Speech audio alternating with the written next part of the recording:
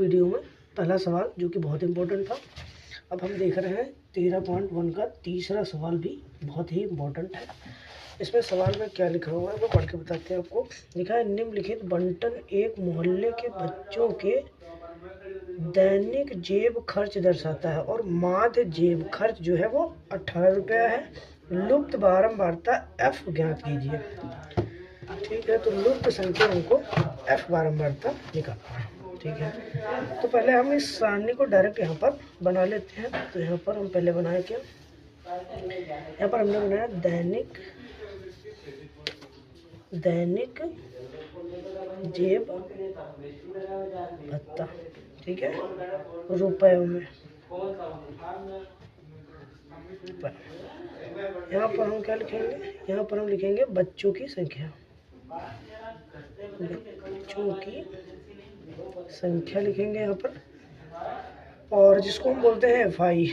ठीक है, और हमें चाहिए क्या, हमें चाहिए XI और फिर हमें चाहिए FI इंटू XI चाहिए। ठीक है, तो हम देख लेते हैं पहले हमें क्या क्या दिए गए। तो 11 से लेकर 13 तक, फिर 13 से लेकर 15 तक, और 15 से लेकर 17 तक, और 17 से लेकर 19 तक, और 19 से लेकर 21 तक, और 21 से लेकर 23 तक, और 23 से लेकर 25 तक। ठीक है, अब हम FI देख लेते हैं कि बच्चों की संख्या कितनी दी गई है। तो बच्चों की संख्या दी गई है 7, 6, 9, 13, फिर यहाँ पर दिया गया है F, और हमें दिया गया 5 और 4। हमें निकालना क्या है, हमें अब निकालना है XI। ठीक है, तो 13 और 12 कितने होते हैं, 13 12 तो 24, और 24 का आधा होगा 12। ठीक है, और यहाँ पर हम देख लेते हैं 13 और 15।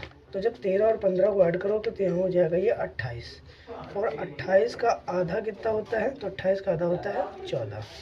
यहाँ पर लिखोगे 14। ठीक है, और यहाँ पर होता है 14। फिर उसके बाद हम क्या करेंगे, अब दो दो को हम बढ़ाते चले जाएंगे। तो यहाँ पर हो जाएगा 16, यहाँ पर हो जाएगा 18, फिर उसके बाद बचा क्या F।